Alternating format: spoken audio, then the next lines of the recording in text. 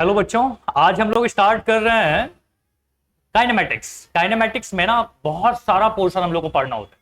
बहुत सारा पोर्शन में क्या है कि motion in 1D, motion in 2D mainly हमको पढ़ना होता है।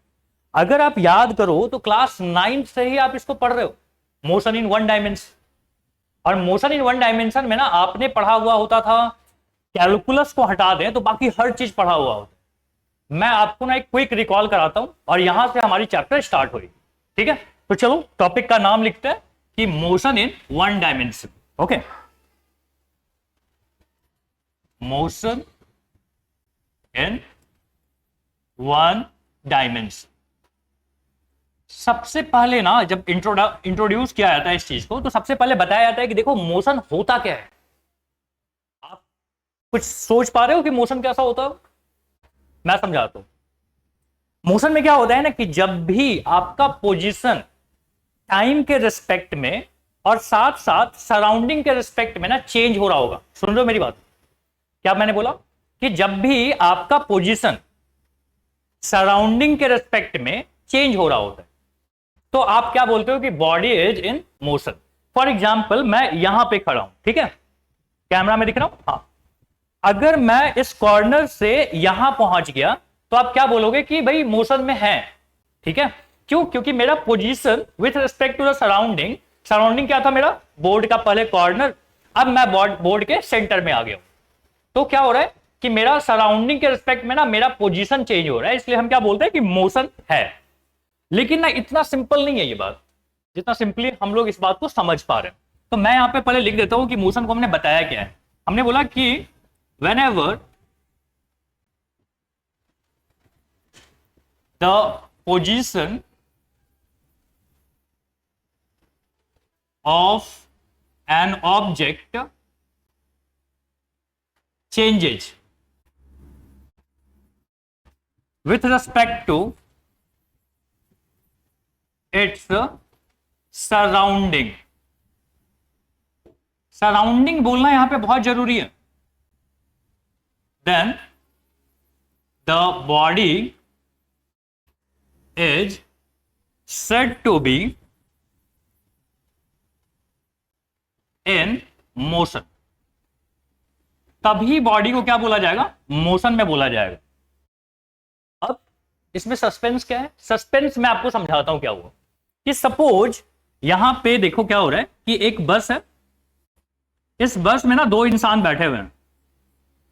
ठीक है, एक है राहुल और एक मान लो कोई होगा पूजा, ले लेते हैं। ठीक है, और यहां पे है राहुल। अब मुझे बताओ, और ये बस चल रही है, ओके, और यहां पे एक पर्सन है जो रोड पे कहीं पे खड़ा है, इसका भी कुछ नाम रख लेते हैं, मान लो ये है साहिल। बस चल रही है, ओके। अब मुझे बताओ कि साहिल के लिए राहुल चल रहा है कि नहीं चल रहा है? तो आंसर है कि बस भी चल रही है और राहुल भी उस बस में बैठा हुआ है, तो राहुल भी चल रहा है। लेकिन वहीं पे अगर मैं बात करूं कि सेम टाइम पे पूजा ने बोला कि राहुल कहां चल रहा है, वो तो मेरे साथ बैठा है। तो अब आपको बताना है कि बताओ कि दोनों में सच कौन बोल रहा है। सेम टाइम पे साहिल बोल रहा है कि राहुल चल रहा है, सेम टाइम पे पूजा बोल रही है कि राहुल नहीं चल रहा है। समझ में आ रही बात? बता सकते हो कि कौन झूठ बोल रहा है, कौन सच बोल रहा है? नहीं बता सकते, क्योंकि दोनों सच बोल रहे हैं। दोनों अपने अपने फ्रेम में सच बोल रहे हैं, है ना। उसका भी तो लॉजिक है, पूजा का भी, कि देखो राहुल चल रहा होता तो चला जाता कहीं पे, बट वो तो बहुत देर से मेरे साथ बैठा है। साहिल बोल रहा है कि देखो वो चल रहा है, दोनों चलेगा। ठीक है, तो हम बोलेंगे कि राहुल जो है ना वो मोशन में है। किसके लिए? फॉर साहिल। और राहुल जो है ना वो स्टॉप है, रुका हुआ है। किसके लिए? फॉर पूजा। मतलब क्या हुआ ना कि मोशन जो होता है, मैं यहां पे लिख रहा हूं, ठीक है, पेन चेंज करके मैं बोल रहा हूं कि अरे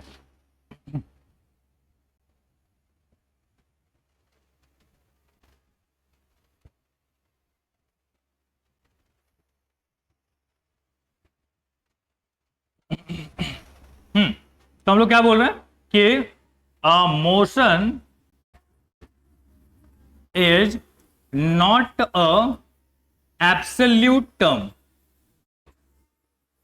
एब्सोल्यूट टर्म मतलब होता है जो सब के लिए सही हो, ठीक है। मोशन ना एब्सोल्यूट टर्म नहीं है।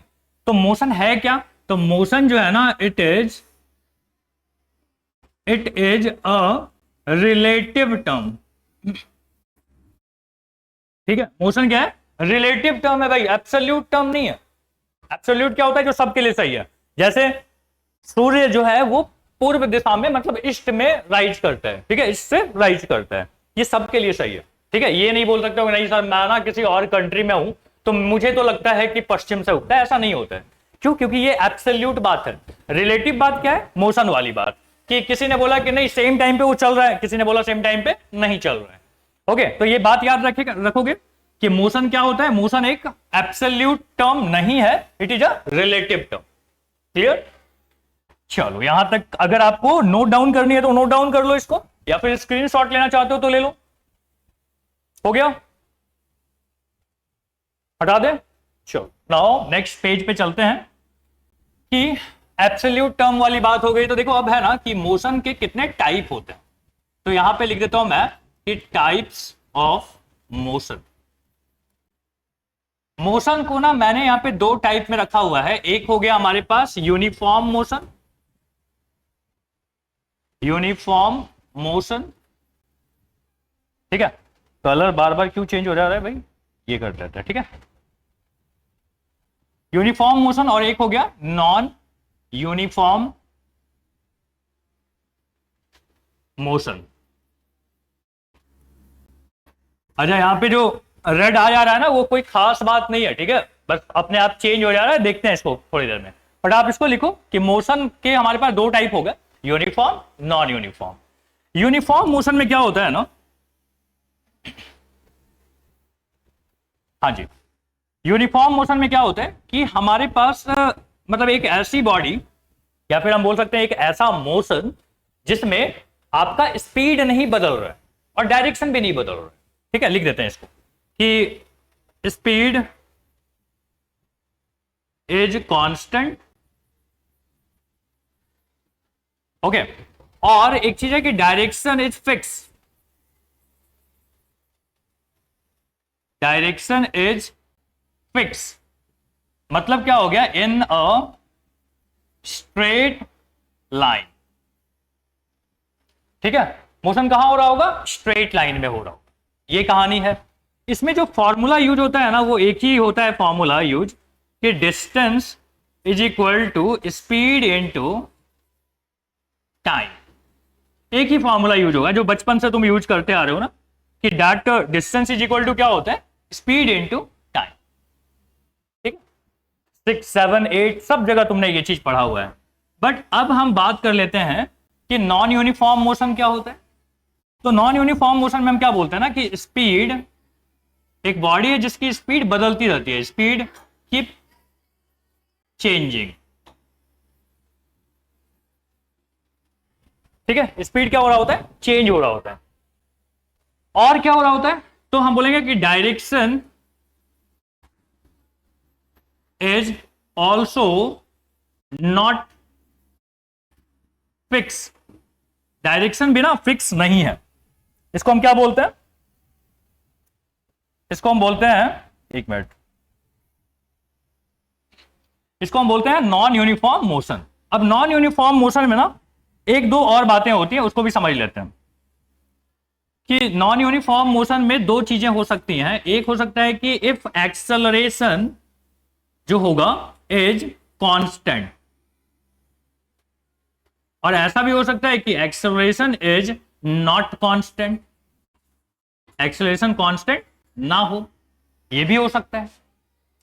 तो अगर एक्सेलरेशन कांस्टेंट होता है तब की कहानी जो है ना उसमें दो तीन फॉर्मूले यूज होते हैं, अगर आपको ध्यान हो तो।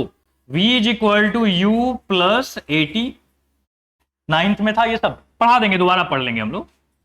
और एक होता है s is equal to u t plus half a t square, और जो थर्ड फॉर्मूला है ना वो है v square is equal to u square plus 2as, okay.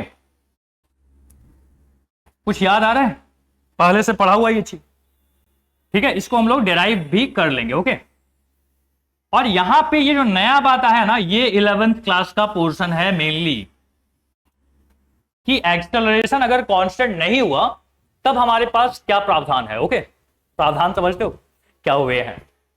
तो 11th क्लास में ना मेनली हमको ये चीज पढ़नी है, बट इस पे भी हमको कंट्रोल चाहिए। तो हम लोग क्या कर रहे होंगे, थोड़ा थोड़ा कंट्रोल इन चीजों पे भी वापस बनाते हैं, और फिर चलेंगे हम कैलकुलस वाले पार्ट में, जिसमें है कि ए इज नॉट कांस्टेंट। ठीक है, A is not equal to constant. ठीक है, नोट करना चाहोगे?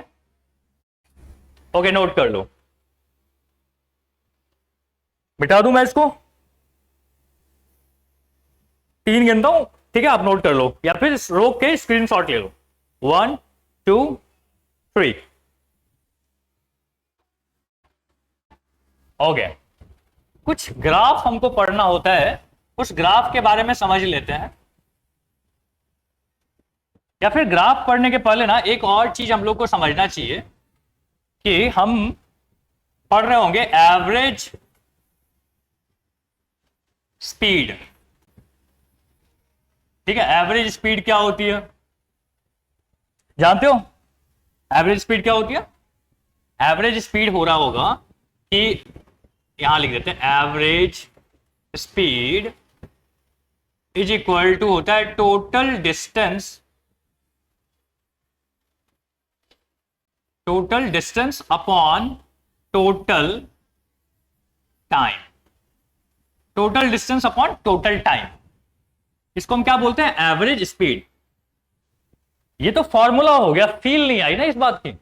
अब जैसे मान लो मैं तुमको बोल रहा हूं कि एक पॉइंट है, जैसे मान लो एक इंसान, समझ रहे हो ना, सब लोग अलग अलग शहर में है, तो मैं एग्जांपल तो नहीं ले सकता ना कि यहां से तुम जगनपुरा चले गए। तो हम यहां से ले रहे हैं कि ए पॉइंट से बी पॉइंट पे ना किसी को जाना है, टेढ़े मेढ़े रास्ते हैं, ठीक है, ऐसे ऐसे इधर इधर ऐसे करके जाना है। अब सोचो कि जब ए चला होगा, कोई पूछा कि ए से बी गए थे हम, तो कितने स्पीड में गए थे? अब सोचो तुम उसको पूरा रामायण सुनाने लग गए कि देखो ए से बी जब हम गए थे, जैसे घर से मैंने निकला तो हम पहले टर्न ले लिए थे, वहां पे गाय आ गई थी, तो फिर मेरी स्पीड कम हो गई, फिर उसके बाद मैंने देखा कि खाली रोड है, वहां पे बहुत तेजी से हम लेके चल रहे थे, एंड फिर क्या हुआ कि मतलब पूरा रामायण तुम उसको सुना रहे हो कि मेरी स्पीड उस समय इतनी हो गई थी, मेरी स्पीड बाद में 70 हो गई, फिर मैं 100 हो गया, फिर मैं रुक गया था थोड़ा सा क्योंकि वहां पे ट्रैफिक था। बोला यार इतना नहीं पूछा मैंने, मेरे को बताओ कितने स्पीड में गए थे। इसका मतलब क्या है ना कि वो तुमसे एवरेज पूछ रहा था कि हाँ एवरेज मैं 30 के स्पीड में गया था। ठीक है, तो 30 बोलने का मतलब ये नहीं कि मैं थ्रू आउट द जर्नी मेरी 30 थी स्पीड, मेरा मतलब है कि एक एवरेज तुमने बताया हुआ है। ठीक है, तो एवरेज, यही एवरेज हम लोग यहां पे निकाल रहे हैं, average speed is equal to total distance upon total time. ठीक है, इस पे क्वेश्चन करते हैं, अगर तुमने इसको लिख लिया है तो आगे बढ़ते हैं। ठीक है, कोई बड़ा चीज नहीं था, लिख लो।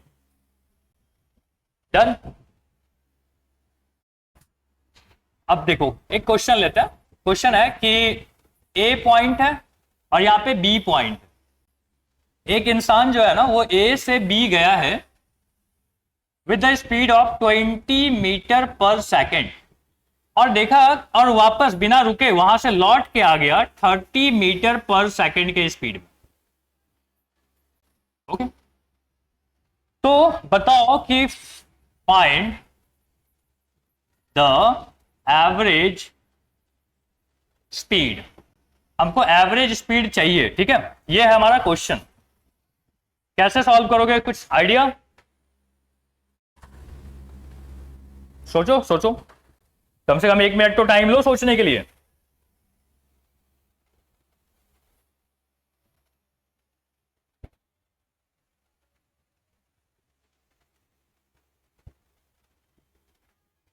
ठीक है, सोच लिया। देखो हम क्या बोल रहे हैं ना कि मान लो कि ये डिस्टेंस x था, तो टोटल डिस्टेंस कितना हो जाएगा, जाना और आना।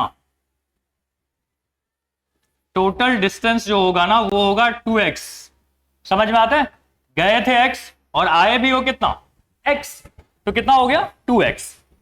अच्छा, अब ऐसे में हमको जाने का टाइम बताओ, जब तुम जा रहे थे ना a से b तब का टाइम चाहिए। तो हम बोलेंगे टोटल डिस्टेंस जाने का x है और स्पीड कितनी है, स्पीड है 20। समझ में आ रहा है? डिस्टेंस बाय स्पीड टाइम ही होता है ना,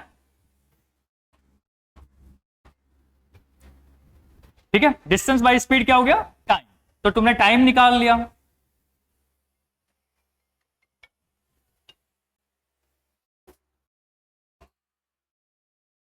सॉरी, एक कॉल आ गया ना। तो हम लोग क्या बात कर रहे हैं कि टाइम इज इक्वल टू, मतलब जाने का टाइम कितना हो गया, x/20। सिमिलरली अगर हम लौटने का टाइम बोले तब कितना होगा, अगेन टोटल डिस्टेंस x है लौटने के टाइम पे, और स्पीड कितनी है लौटते समय, 30। सो मुझे बताओ टोटल टाइम कैसा लिखूं मैं, x/20 प्लस x/30 लिख देते हैं। अगर आप कैलकुलेट करोगे इसका एलसीएम कितना आता है, 60। ठीक है, सो यहां पे हो गया 3x और यहां कितना हो गया 2x। सो यहां पे आ गया 5x/60। 5 से कैंसिल होगा, यहां पे आ जाएगा x/12। ये क्या मिल गया आपको, टोटल टाइम। टोटल डिस्टेंस पता है, टोटल टाइम पता है, तो क्या हम यहां पे एवरेज स्पीड निकाल सकते हैं। एवरेज स्पीड का formula total distance that is 2x, total time x/12। इसको अगर तुम कैलकुलेट करो तो कितना आ जाएगा, यहां पे x और ऊपर जाके क्या हो जाएगा 12। ठीक है, तो ये x और x कैंसिल, और 12 इंटू 2 कितना होता है, 24 मीटर पर सेकेंड। तो ये इसका क्या हो गया, एवरेज स्पीड। ठीक है, अच्छा सवाल है यार, ये बेसिक सा है, बट तुमको बेसिक भी चाहिए ना क्लियर। तो अभी हम लोग इंट्रोडक्शन पार्ट देख रहे हैं, पहला लेक्चर देख रहे हैं, तो हमारे बेसिक ना इसी तरीके से क्लियर होते रहने चाहिए। ठीक है, इसको नोट डाउन करो या फिर स्क्रीनशॉट लो। मैं तो बोलूंगा कि यार वीडियो को ना यहाँ पे रोक के लिख लिया करो, स्क्रीनशॉट बाद में ना तुमको सीक्वेंस नहीं पता चलेगा कि क्या था, सीक्वेंस याद ही नहीं है, और वो ऐसे स्क्रीनशॉट पड़ा हुआ एक दिन डिलीट होएगा। तो उसको कॉपी में लिखो, छोटे मोटे इंस्ट्रक्शंस हैं, उसको फॉलो कर लिया करो। ठीक है, नोट करो।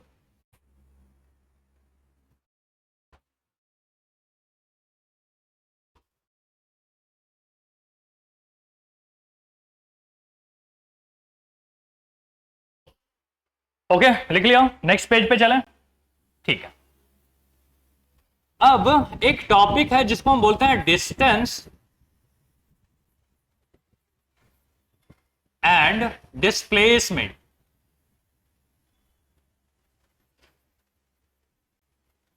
ठीक है, बहुत सारे बच्चे ना इससे ऑलरेडी अवेयर होंगे।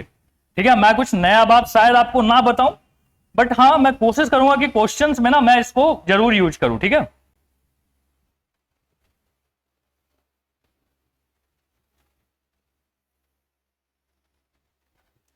तो अब बात कर लेते हैं डिस्टेंस क्या होता है।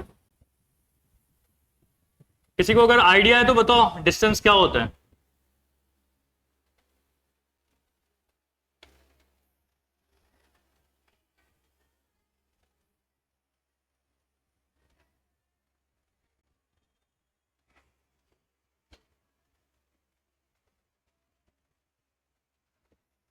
हाँ ठीक है, डिस्टेंस क्या होता है तो हम बोलेंगे ना, देखो कि it is the length of path, length of path between two points. Distance होता क्या है तो हम बोलेंगे कि जो पाथ है ना, जैसे मान लो पॉइंट ए है और ये पॉइंट बी है। पॉइंट ए से पॉइंट बी तक जाने के बहुत सारे रास्ते हो सकते हैं। सपोज दिस इज पाथ 1, ये हो गया अपना पाथ 2, ये हो गया पाथ 3। ठीक है, और इसका जो है ना, ये दिया हुआ है कि 5 किलोमीटर, ये ले लेता हूं मैं 7 किलोमीटर। ठीक है, और ये ले लिया मैंने 9 किलोमीटर। तो अब तुमसे कोई पूछता है ना कि बताओ मुझे कि ए से बी के बीच में दूरी कितनी है। अब हमारे पास बहुत सारे ऑप्शंस हैं, 5, 7, 9। ठीक है, अब इनको ना हम लोग को कैसे बताएं कि कौन सा सही है। तो आंसर इज कि सब सही है, 5, 7, 9 ये सब सही है। क्यों, क्योंकि रास्ते अलग थे ना, और रास्तों की लंबाई अलग अलग हो सकती है, बट दोनों पॉइंट बी, ए और बी के बीच का ही रास्ता है। क्या मैं जल्दी बोल गया, मैं वापस बोल लेता हूं। पॉइंट ए, पॉइंट बी, इसके बीच में कई रास्ते हैं आपके पास। उन कोई भी रास्ता को तुम उसकी लंबाई निकाल लो तो वही लेंथ क्या कहलाता है, ए और बी का डिस्टेंस कहलाता है। मैं स्माइल इसलिए कर रहा हूं ना क्योंकि ये आसान टॉपिक है और इसको हम कई तरीके से समझा रहे हैं। ठीक है, तो पता है तुम्हें। तो हम लोग यहां पे क्या बोलेंगे कि it may vary. Okay, distance क्या हो सकता है, इट मे वैरी, यहां लिख देता हूं कि डिस्टेंस बिटवीन 2 पॉइंट्स में vary. Distance between 2 point vary हो सकता है, ठीक है, कोई बड़ी बात नहीं है।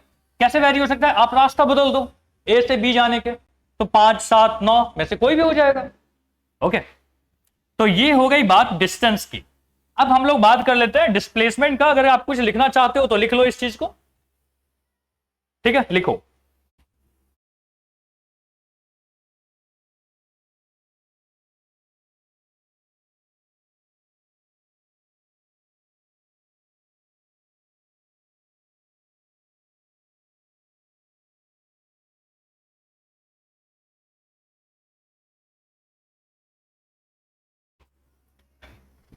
ठीक है, हो गया। अब चलते हैं नेक्स्ट पेज पे और यहां पे बात करते हैं डिस्प्लेसमेंट की। डिस्प्लेसमेंट किसको किसको पता है, कैसे बता पाओगे मुझे? एनीवे, देखना वही सब चीजें होंगी जो आपको पता होगा, या जिनको नहीं पता है या ध्यान से देखो, लिखो। डिस्प्लेसमेंट क्या होता है ना कि एक पॉइंट ए है और दूसरा पॉइंट बी है ना, इन दोनों के बीच में जो सबसे छोटी दूरी होती है उसको रास्ते से मतलब नहीं है, ठीक है, रास्ता था ही नहीं ए और बी के बीच में ऐसा सीधा लाइन, बट हमने क्या किया, एक टेप लेके ना ऐसे सीधा सीधा नाप लिया, ठीक है। आपने बोला सर रास्ता तो था नहीं, ठीक है, तो हम बोलेंगे कि कोई बात नहीं, हमको तो बस दोनों के बीच की सबसे छोटी दूरी चाहिए, रास्ता हो चाहे ना हो। तो हम यहां पे क्या बोलेंगे कि इट इज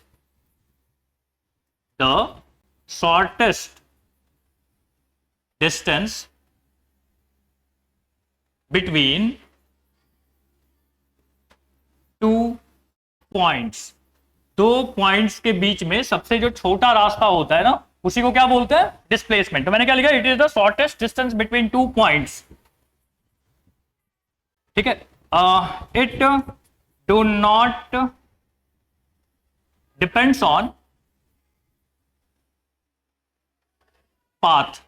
पाथ पे डिपेंड ही नहीं कर रहा है, क्योंकि पाथ हो चाहे ना हो, हम ए और बी के बीच में दूरी कैसे लेते हैं, सीधा सीधा रस्सी से ऐसे नाप लेंगे, ओके, टेप से नाप लेना, ओके।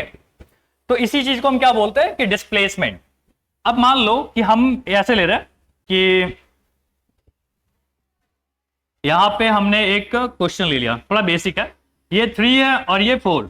एक इंसान ए से चला, बी तक गया और फिर वापस बी से सी तक पहुंच गया, ठीक है, फाइनली ए से चला घूमते हुए सी तक पहुंच गया। तो बोलता है what is the displacement, find displacement between A to C. A से सी के बीच में डिस्प्लेसमेंट कितना होगा, ये बात बतानी है। तो क्या करेंगे, हम यहां से एक रस्सी लेके ऐसे नाप लेंगे, और तुम ध्यान से देखो ये राइट एंगल ट्रायंगल दिया हुआ था, तो ये दूरी होगी। और तुम्हें पता है ना कि कैसे निकालते हैं, पाइथागोरस थ्योरम, कि A C square is equal to A B का स्क्वायर जो कि 3 है और बी सी का स्क्वायर जो कि 4 है, दोनों को स्क्वायर करके जोड़ोगे तो कितना आ जाएगा, 9, और यहां पे आ जाएगा 16, यहां पे आ गया 25, और फाइनली ये ए सी का स्क्वायर मिल रहा है, तो ए सी कितना हो जाएगा, रूट ऑफ 25, और रूट ऑफ 25 होता है 5, हालांकि होता है प्लस माइनस 5, बट डिस्टेंस या डिस्प्लेसमेंट, हम अगर इसकी मैग्नीट्यूड के बारे में बात करें तो हम इसको पॉजिटिव ले लेंगे, ओके। 5 किलोमीटर अगर किलोमीटर में दिया हुआ था, ठीक है, यहां भी किलोमीटर लिख लो, यहां भी किलोमीटर लिख लो, मीटर होता तो मीटर लिख देते, ठीक है। तो इस तरीके के बेसिक क्वेश्चंस तो मैंने समझा दिया। अब थोड़ा सा ना हम लोग सर्कल वगैरह पे भी चलेंगे, ठीक है। तो पहले ये क्वेश्चन अगेन नोट डाउन करो, इसको रोक के वीडियो को, यहाँ पे नोट डाउन करने के बाद ना हम लोग आगे प्रोसीड करेंगे, ठीक है। यहीं पे खड़ा हूं मैं, वीडियो में नहीं आ रहा हूं।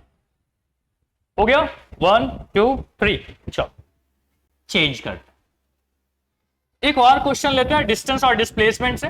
Find the distance and displacement,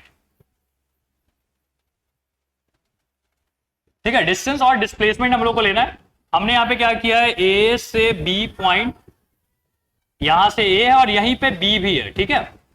मतलब एक इंसान ऐसे ऐसे चलते हुए आया और जहां था वहीं वापस आ गया। The radius is 7 metre. Circle का रेडियस कितना है? 7 मीटर। तो हम लोग को डिस्टेंस और डिस्प्लेसमेंट फाइंड करनी है। So distance is equal to क्या होता है? डिस्टेंस पता है ना, रास्ते की लंबाई। रास्ता क्या है इसका? सर्कल, ठीक। तो सर्कल में ये जो पार्ट है ये सरकमफेरेंस बोलते हैं इसको, पता है ना, सर्कल में सरकमफेरेंस। तो सरकमफेरेंस की लंबाई कितनी होती है? 2 पाई आर होती है। पढ़े हो ना सर्कल का? तो 2 इंटू पाई की value 22/7 and radius is how much? 7। 7 7 cancel, तो यहां से कितना आ जाएगा? 44 मीटर आ गया। ये क्या मिल गया अपने को? ये मिल गया हम लोग को डिस्टेंस। अब अगर बात कर लूं मैं डिस्प्लेसमेंट कितना होगा? डिस्प्लेसमेंट होता है कि इनिशियल से फाइनल पॉइंट के बीच की सबसे छोटी दूरी। अब समझ रहे हो, इनिशियल और फाइनल दोनों एक ही पोजीशन पे हैं। अगर एक ही पोजीशन पे है तो दोनों के बीच में कोई दूरी होगी। समझ रहे हो, ये दो फिंगर्स दोनों को मैंने क्लोज करते करते ना नजदीक ले आके चिपका दिया है। क्या इन दोनों के बीच में कोई छोटी दूरी हो सकती है? नो। सो डिस्प्लेसमेंट कितना हो जाएगा? 0 मीटर, ठीक है। तो डिस्टेंस और डिस्प्लेसमेंट वाली बात समझ में आ गई। इसको कॉपी करो, फिर थोड़ा ना और ट्विस्ट लाते हैं। हो गया कॉपी? आसान सा क्वेश्चन था। करो करो, कॉपी करो, तब तक मैं बोर्ड क्लीन करता हूं। डन। Next slide. यहां पे अगेन एक क्वेश्चन हम लोग ले लेते हैं कि एक सर्कल है और यहां सेंटर और ये इसका डायमीटर, ओके।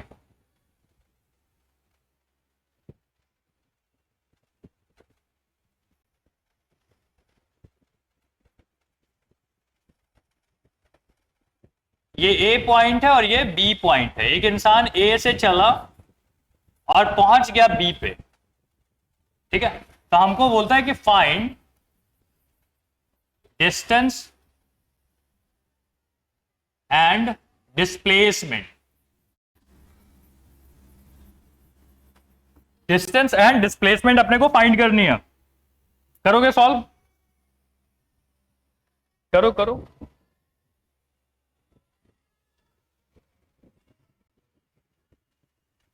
देखो अब हम लोग ना डिस्टेंस निकाल रहे हैं। डिस्टेंस, डिस्टेंस में समझ लो आधा सर्कल है ये, मतलब हाफ सरकमफेरेंस ही क्या होगा? इसका डिस्टेंस होगा। तो हाफ सरकमफेरेंस के लिए क्या बोलेंगे कि हाफ इंटू सरकमफेरेंस कितना होता है? 2 पाई आर। तो 2 2 कैंसिल, यहां पे कितना आ गया? पाई आर। और आर रेडियस जो था ना वो अगेन 7 मीटर ही था। तो यहां पे कितना हो जाएगा? 22/7 इंटू 7। 7 7 कैंसिल हो गए, तो क्या बचेगा यहां पे? 22 मीटर। ये क्या हो गया? डिस्टेंस। अब बात कर लेते हैं डिस्प्लेसमेंट की। डिस्प्लेसमेंट देखो कितना हो जाएगा? डिस्प्लेसमेंट होगा यहां पे कि यही होगा ना डिस्प्लेसमेंट। यहां ए पॉइंट से बी पॉइंट के बीच में दूरी कितनी हो जाएगी? रेडियस एंड रेडियस, मतलब 2r। तो 2r कितना हो जाएगा? 2 इंटू 7 जो कि होता है 14 मीटर। मतलब इसका जो डायमीटर होगा ना वही इसका क्या कहलाएगा? डिस्प्लेसमेंट कहलाएगा। क्लियर है? क्लियर ही होगा, आसान क्वेश्चन है ना, इतना क्या दिमाग लगाना है इसमें। हो गया, ठीक है। स्क्रीनशॉट लो या फिर कॉपी करो। अगर आपने कॉपी कर लिया है तो फिर आगे बढ़ते हैं।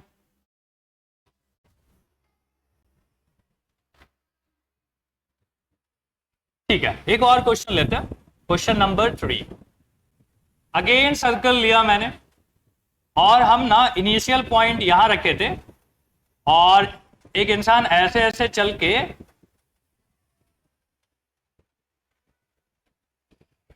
वो यहां पहुंच गया, ठीक है, बी पोजीशन पे। तो बोलता है find distance and displacement. Distance और डिस्प्लेसमेंट हमको बताइए। फिर से सॉल्व कर ही लोगे? कितना हो जाएगा डिस्टेंस? देखो डिस्टेंस जो होगा वो होगा कितना बताओ? कि ए से बी गया है, ये 1/4 ऑफ सर्कमफेरेंस है। समझ में आ रहा है? हाफ नहीं, कितना है इस बार? 1/4। हाफ तो यहां तक था ना, यहां तक। तो यहां क्या हो जाएगा? 1/4 इंटू 2πr, कंप्लीट सर्कमफेरेंस का एक चौथाई है। एक चौथाई समझ में आता है? 1/4। तो 1/4 ये हो गया, यहां से इसको कैंसिल करो, यहाँ पे 2 आएगा, यहाँ पे 1/2 इंटू 22/7, एंड यहाँ पे अगेन 7, क्योंकि हमने यहाँ पे हर जगह 7 लिया हुआ था। 7 7 कैंसिल, 2 से यहाँ पे 11, सो फाइनली 11 मीटर यहाँ पे डिस्टेंस आ जाएगा। और डिस्प्लेसमेंट की अगर मैं बात करूं ना, डिस्प्लेसमेंट देखो कितना आएगा। ये वाला लाइन जो है ना, मैं इसको रेड पेन से कर देता हूं, ठीक है?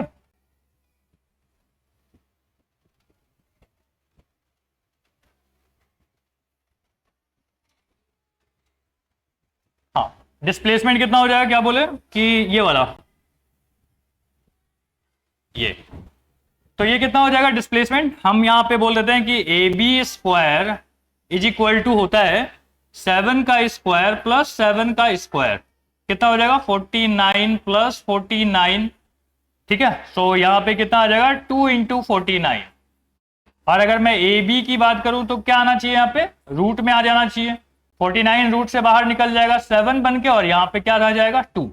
तो ये हो जाएगा हमारा ए बी, और ए बी ही हमारा क्या है? डिस्प्लेसमेंट है। तो डिस्प्लेसमेंट वाली बात समझ में आ गई। अब चाहो तो इसको कॉपी कर सकते हो, ठीक है? करो कॉपी।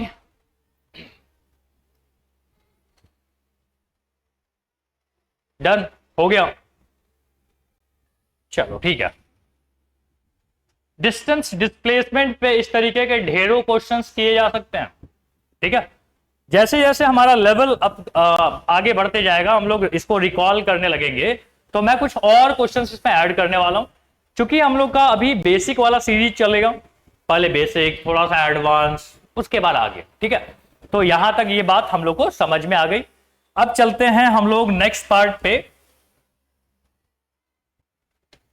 कि डिस्टेंस एंड डिस्प्लेसमेंट हो गया ना। यहां पे अब हम लिख सकते हैं average speed and average velocity again. Average speed and average velocity. Average speed तो तुम पढ़ चुके थे, क्या था वो? Average speed is equal to total distance upon total time, ठीक है? ये तो एवरेज स्पीड की बात हो गई ना। एवरेज वेलोसिटी क्या होता है? Total displacement, total displacement upon total time, ठीक है? पूरा डिस्प्लेसमेंट ले लो और पूरा टाइम ले लो। अगर आप इसको कर लेते हो डिवाइड, तो ये क्या मिल जाता है? एवरेज वेलोसिटी वाली बात। अब क्या करेंगे ना, एक क्वेश्चन लेंगे जिसमें हम दोनों बातें करेंगे, ठीक है? मान लो मैंने लिया है कि ए से बी पोजीशन, ए से बी पोजीशन की दूरी है 10 मीटर, ठीक है? एंड टाइम लगा है 2 सेकेंड। तो बोलता है कि हमको एवरेज स्पीड बताओ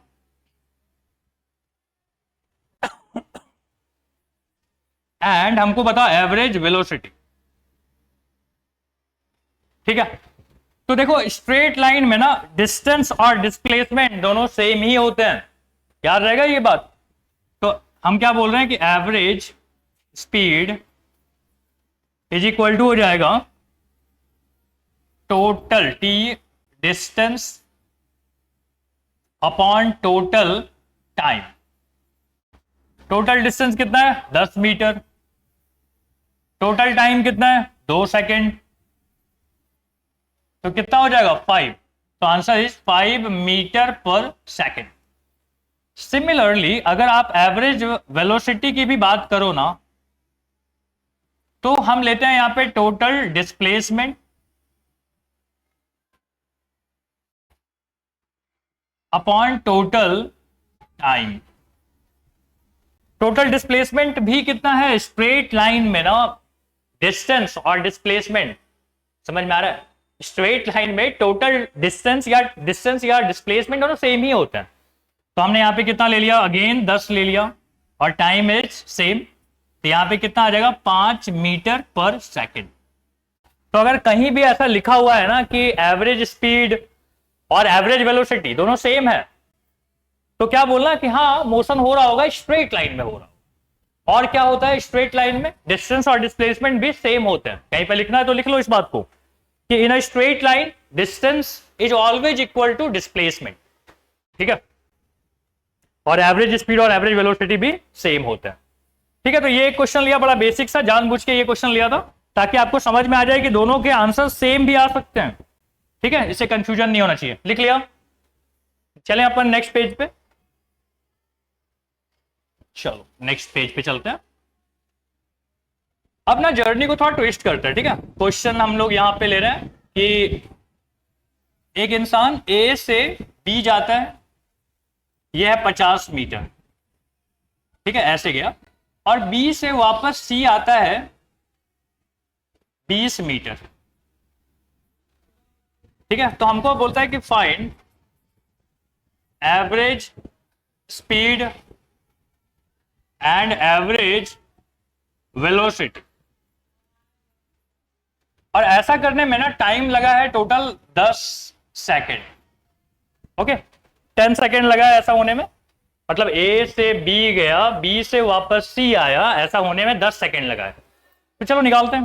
देखो एवरेज स्पीड का फॉर्मूला क्या होता था, टोटल डिस्टेंस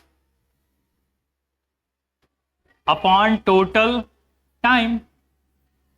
टोटल डिस्टेंस कितना हुआ 50 प्लस 20, है ना, यहां से गया और वापस आया, तो कितना हो गया 70। माइनस तो नहीं कर दिया थे तुम लोग कि सर 50 गया और 20 तो आ ही गया ना, तो माइनस करो। अरे हम लोग को देखना है कि रास्ता कितना कवर हुआ, गया आया मिला के, है ना, डिस्टेंस की बात हो रही है। तो यहाँ पे कितना आ गया 70, और टाइम कितना लगा है 10 सेकेंड, तो 0 0 कैंसिल, यहाँ पे कितना आ गया 7 मीटर पर सेकेंड। लेकिन यहीं पे अगर मैं बात करूं ना कि एवरेज वेलोसिटी कितनी होगी, ठीक है, एवरेज वेलोसिटी कितनी होगी, तो हम बोलेंगे total displacement upon total time. Total displacement कितना हो गया, गया था 50, लौट के आ गया 20, समझ रहे हो ना, यहां से फाइनली तुम यहीं तक गए हो, लौट के आ गए, तो ये हो गया इसका डिस्प्लेसमेंट। डिस्प्लेसमेंट कितना हो जाएगा 50 माइनस 20 जो कि होता है 30, और यहां पे टाइम तो जैसा था वैसे ही है, 0 0 कैंसिल, तो यहां आ गया 3 मीटर पर सेकेंड, ठीक है। किसकी किसकी बात हो गई, average speed and average velocity, ठीक है। सो इसको कॉपी करो, फिर चलते हैं अपन नेक्स्ट पेज पे। कर लिया कॉपी,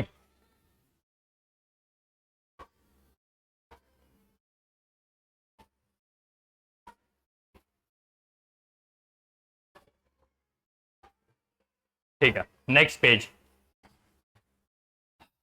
अब बात कर लेते हैं नेक्स्ट पेज पे। क्या था ये, हमने बात कर लिया था जर्नी के, ठीक है। नेक्स्ट एक हम लोग ले लेते हैं कि क्वेश्चन नेक्स्ट है कि हम जा रहे हैं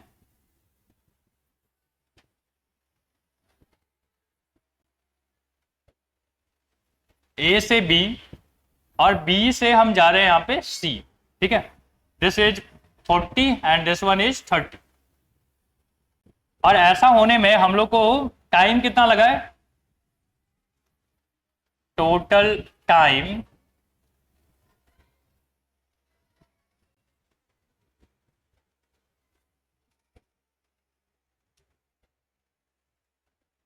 ठीक है, थोड़ा सा और ये कर लेते हैं, उसको चला लेते हैं कि सी से डी भी आया है, सी से डी आया है कितना 10 मीटर, ठीक है।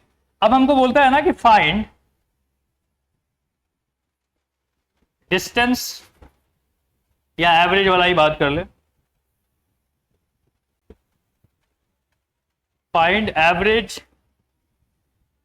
Speed and average velocity. ठीक है, एवरेज स्पीड और एवरेज वेलोसिटी की बात करनी है, करोगे? टाइम मैंने दे रखा है, टोटल टाइम कितना है, 10 सेकेंड ले लेते हैं अगेन। ठीक है, तो एवरेज स्पीड कितना हो जाएगा, average speed is equal to होता है टोटल डिस्टेंस। टोटल डिस्टेंस कितना है, 40, 30, 70 एंड 10, कितना हो गया, 80 मीटर। और टाइम कितना था, 10 सेकेंड।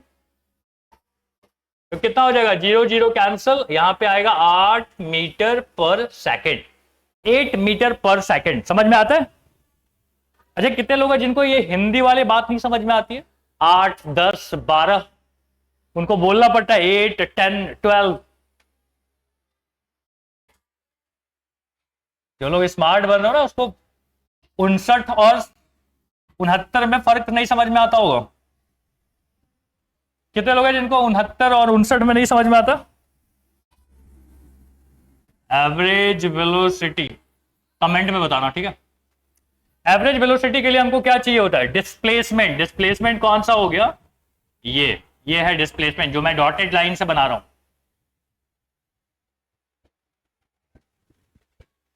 बता सकते हो ये कितना है, ये हो जाएगा 30, है ना? और ये कितना हो जाएगा, ये था पूरा 40, 10 चला गया तो ये 30 बचेगा। समझ में आ रहा है? ये 40 था, उसमें से इतना दूर 10 है, ठीक है, तो ये 30 हो जाएगा। सो अब हम ऐसा लिख सकते हैं, देखो तो, कि यहां पे जो डिस्प्लेसमेंट होगा, डिस्प्लेसमेंट हो जाएगा, लिख दो यहां पे डिस्प्लेसमेंट रूट ऑफ 30 का स्क्वायर प्लस 30 का स्क्वायर। तो अब क्या बोलोगे, 30 रूट 2 आता है, कैलकुलेट कर लेना, 30 का स्क्वायर होता है 900, ये भी आ गया 900, ठीक है, 2 बार 900 है तो 900 इंटू 2 लिख दोगे, 900 का रूट कितना होता है, 30, तो इतना आ गया।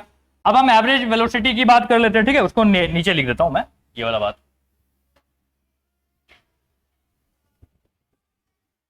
कि average velocity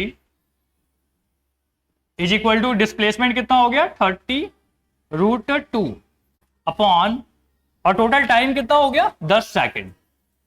0 0 cancel and finally answer is 3 root 2। Clear? कितना आ गया, 3 रूट 2। इसका क्या आ गया, एवरेज मीटर पर सेकेंड। ये इसका आ गया एवरेज वेलोसिटी। तो दोनों का ना खेल हमको समझ में आना चाहिए कि दैट एवरेज स्पीड क्या होता है, एवरेज वेलोसिटी क्या होती है, ठीक है, इस तरीके का चीज है। तो यहां पे हमने कंप्लीट किया आज के लेक्चर में कि एवरेज, सबसे पहले हमने इंट्रोड्यूस किया कि मोशन क्या होता है, ठीक है, समरी बता रहा हूं मैं इस लेक्चर का। हमने कंप्लीट किया मोशन क्या होता है, मोशन एक एब्सोल्यूट टर्म नहीं है, रिलेटिव टर्म। फिर हमने ये भी बात किया कि देखो स्पीड क्या होती है, एवरेज स्पीड क्या होती है, मोशन कितने टाइप के होते हैं, uniform motion, non uniform motion. Uniform motion में कौन से फॉर्मूले यूज होते हैं, नॉन यूनिफॉर्म के फर्दर 2 टाइप होते हैं, जिसमें एक्सेलरेशन एक में कांस्टेंट होता था, एक में एक्सेलरेशन कांस्टेंट नहीं होता था। ये सब चीजें आपने देख लिया।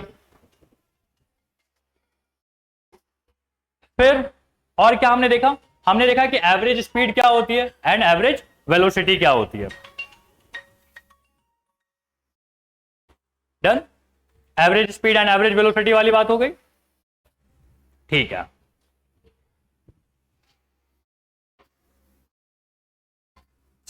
यहां पे ये लेक्चर हम लोग यहां पे कंप्लीट करते हैं और हम लोग मिलेंगे अगले लेक्चर में, और वहां पे हम लोग फर्दर इसके आगे का हम लोग लेक्चर देख रहे होंगे। So thank you very much.